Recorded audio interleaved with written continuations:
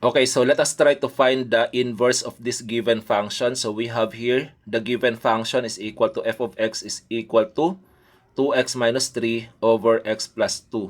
So the first step that we are going to do, papalitan lang natin yung ating f of x ng y, then bring down natin yung given natin na function na 2x minus 3 over x plus 2.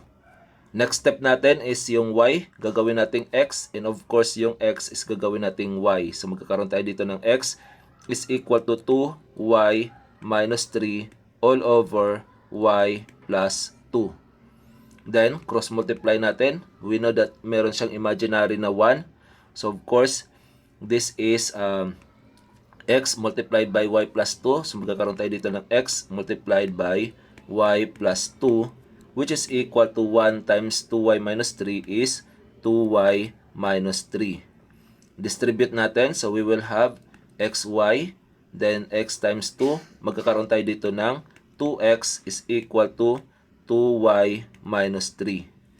Pagsama-sama natin lahat ng may y value sa kabilang side, then yung natira naman natin is sa kabilang side naman.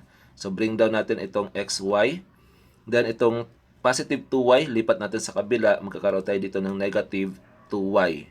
Then of course, yung positive 2x, lipat natin sa kabila, magkakaroon tayo dito ng negative 2x, then bring down natin yung negative 3.